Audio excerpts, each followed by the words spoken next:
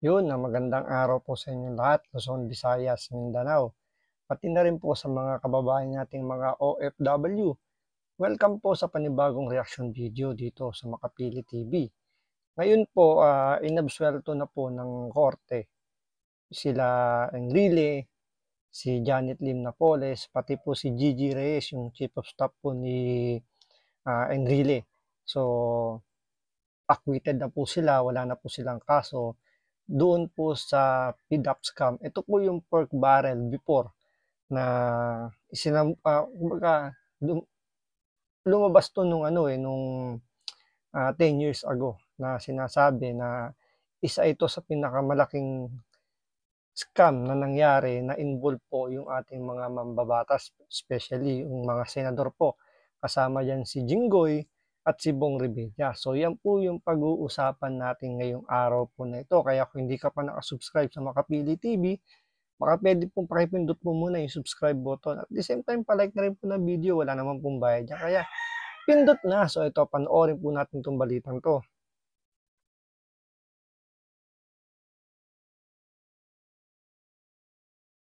Bagong-bagong balita ngayon pong umaga, pinawalang sala o inabsuelto ng Sandigan Bayan 3rd Division sina dating Senador at ngayon Chief Presidential Legal Counsel Juan Ponce Enrile at mga kapwa-akusadong sina Gigi Reyes at Janet Lim Napoles sa kasong plunder na may kaugnayan sa pork barrel scam.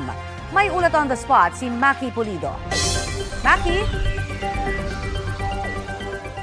Matapos nga ang isang dekada ay nagbaba ng hatol ang Sandigan Bayan kaugnay sa kasong plunder laban kina dating Senador at ngayon Chief Presidential Counsel Juan Ponce Enrile, ang dating Chief of Staff ni Enrile na si Gigi Reyes, sina Ponet Napoles, Janet Napoles at dalawang iba pa na hanggang ngayon ay at large. Sa botong 4-1 ay pinawalang sala ng Sandigan Bayan Special 3rd Division sina Enrile, Reyes at Napoles.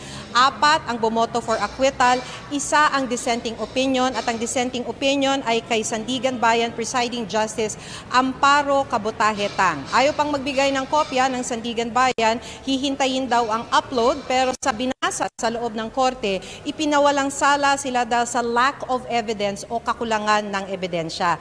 Pagkatapos So, kumbaga inacquitted, pinawalang sala sila dahil daw sa kakulangan daw po ng ebidensya. So, ibig sabihin, dahil sa nangyaring pag-acquit, so hindi totoo na merong pong nangyaring scam, lalo na sa pork barrel, dahil inacquit eh. So, anong pong sense na nagkaroon pa pala ng Senate hearing, isinampa yung kaso after 10 years na baliwala? So, coincidence lang kaya na nagkataon lang kaya na dahil sa panahon ni Bongbong Marcos, humina yung mga kaso na mga hinawakan po ng ang involved po ay mga government elected official. So, kasi kung isipin nyo, si De Lima, so napawalang kaso, napawalang sala during Marcos administration, na iniisip nga nung iba na baka gamitin nga ng Marcos administration yung paglaya ni De Lima para balikan ang mga Duterte, especially si Pangulong Duterte. So, after noon, si Kerwin Espinosa na self-confessed na drug lord, so napawalang kaso rin. Napawalang sala rin po siya at ngayon po nagpaplanong tumakbo bilang mayor po ng Leyte. So, after noon, nagbigay din siya ng pahayag na willing siya maging witness dun sa Quadcom, yung Quad Committee na ginagawa ng Kongreso. So, napawalang sala rin siya, Marcos administration. So, ngayon, napawalang sala rin ito sila Enrile, si Janet Lim Napoles, tsaka si Gigi Reyes, sa loob din po ng Marcos administration. So, pwedeng sabihin na coincidence talaga na or talagang nakaplano yung mga pagpapalaya kasi si Enrile, siyempre, Chief Presidential Counsel ni Bongbong Marcos. So, hindi pwedeng alisin o hindi natin may iwasang isipin na posibleng hinihilot din yung mga kaso na yun dahil nga siyempre Marcos administration, under ng Marcos administration si Enrile. So, mukhang totoo or pwedeng totoo yung iniisip ng iba na talagang nahilot na yung mga kaso para pagbigyan or yung, alam mo, yung parang sinasabi nila bayad utang. Siyempre, ito yung mga sumuporta, ito yung mga tumulong para dun sa pagpupondo, angat yung popularity ni Ferdinand Bongbong Marcos. So, pwede rin nating sabihin na mukhang ito yung nagiging bayad utang. So, balik tayo dun sa kaso. So, ibig sabihin, hindi totoo yung mga alegasyon na sinasabi nila na yung mga mambabatas natin ay kumikita doon sa pork barrel. Kasi dineclare ng Supreme Court, di ba, na unconstitutional daw yung pork barrel dahil nga nagamit nga doon sa scam. So dahil ibinasura yung kaso, so it means hindi totoong unconstitutional yung pork barrel. Kasi yun yung pinakapunto nila, kaya nga nila sinampahan ng kaso itong sila Janet Lim Napoles. Tapos eventually after 10 years under Bongbong Marcos administration, acquitted. So ibig sabihin acquitted, walang kaso. So para saan talaga yun, kumbaga ang daming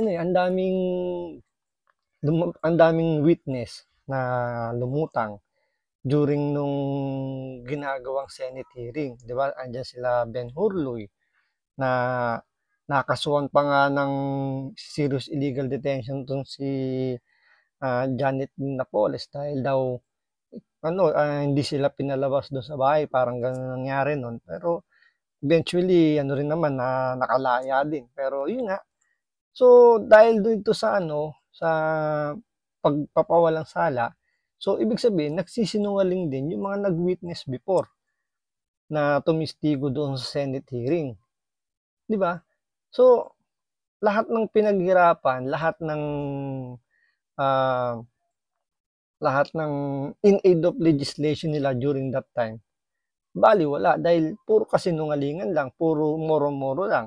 So parang lumabas lang dito, siniraan lang nila itong mga senador tsaka si Janet Lim Napoles. 'Di ba? Kasi acquitted baliwala. Ang laking pera yung involved doon na kung titingnan nyo naman, nung inimbestigahan niya, totoo, wala naman talaga mga foundation, walang mga NGO foundation na itinayo para makatulong, para doon dinadala yung pondo nitong mga senador, yung mga nila, yung ilang pang pork barrel ng kanilang pondo. Kasi yun yung sistema Nagtatayo si Janet Lim Napoles ng mga kooperatiba or mga foundation na pupondohan nitong mga senador. Yun yung aligasyon 'di ba? Napatunayan naman na wala talagang ganung klaseng foundation si Janet Lim Napoles. So puro lang yun, puro parang katatayo lang. Pag pinuntahan yung mga address ng mga foundation is bakanting lote, hindi doon talaga nakatira, mga residential, hindi nag-i-exist yung tao. So lahat yun baliwala dahil sabi ng korte, lack of evidence daw.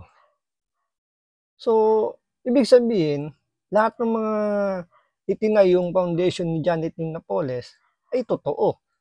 Dahil inacquit di ba? Kasi kung inacquit, ibig sabihin, tas lack of evidence pa, so hindi totoo yung alegasyon na gumawa lang ng foundation si Janet Lim Napoles na pinopondohan nila Enrile, nila Jinggoy, ni Bong Revilla. Hindi natin sinasabi na talagang alam nila Jinggoy o ng mga senador na to na yung kinukubrang pera ni Janet Lim Napoles na supposedly para doon sa mga NGO cooperative or foundation, doon talaga napupunta.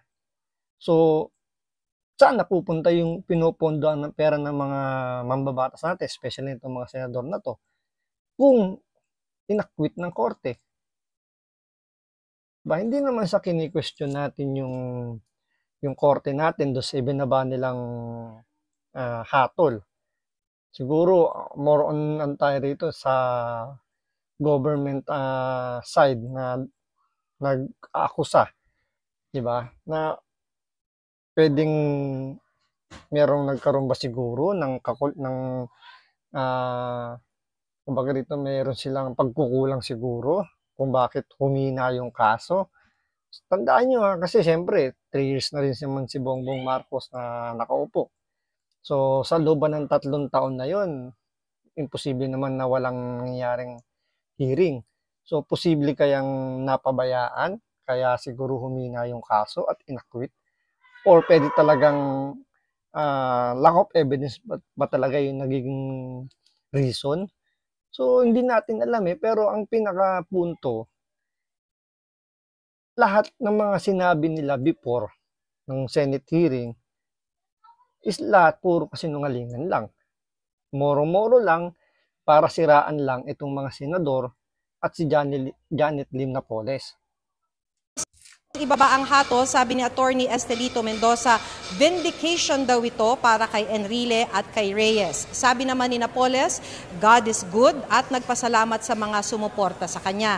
Si Reyes ay tumangging magbigay ng pahayag.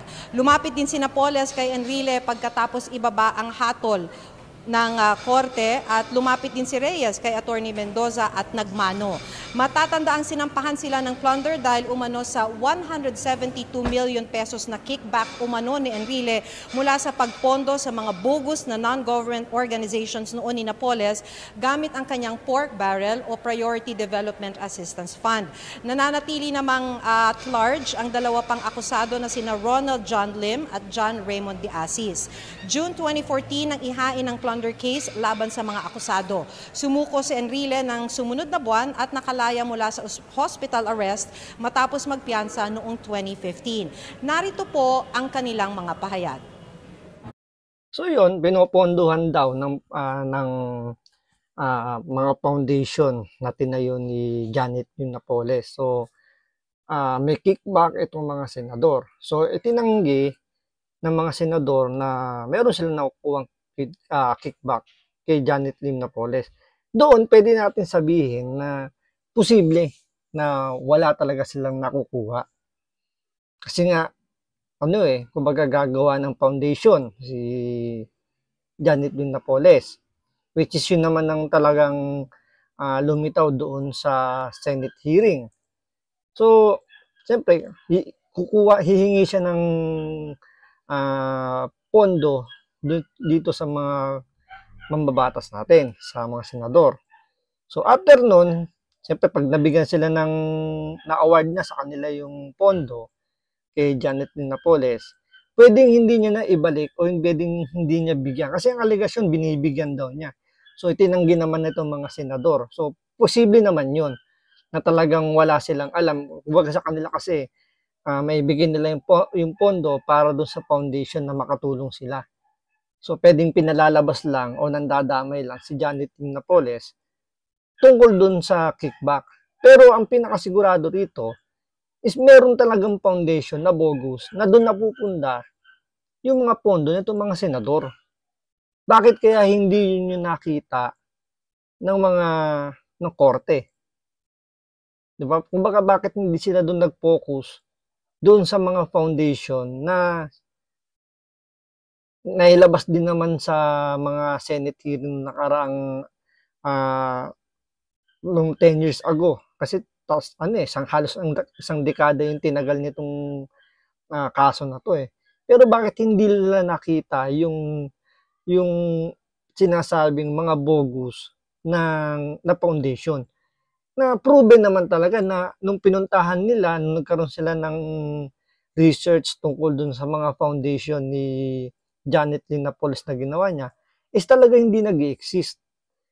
Kung meron man, hindi doon naka-address. Diba? Bakit?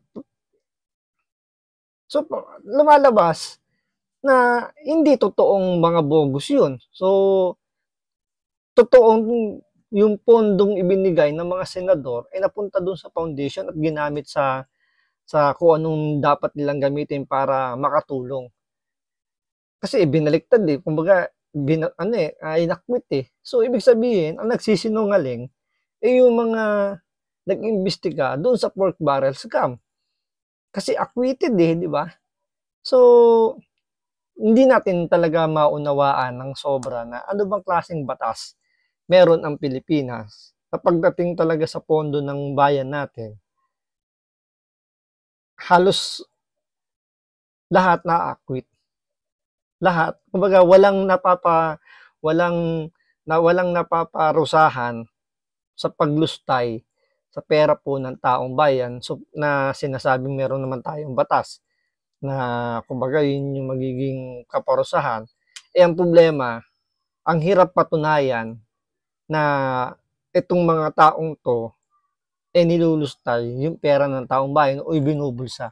Bakit ganun kahirap na patunayan ng gobyerno na nilulustay lang ng mga, sabihin natin, ng mga corrupt official ang pera ng taong bayan. So, yan po yung katanungan na napakahirap sagutin. So, maraming salamat po sa panonood. Ingat po kayo lagi. God bless.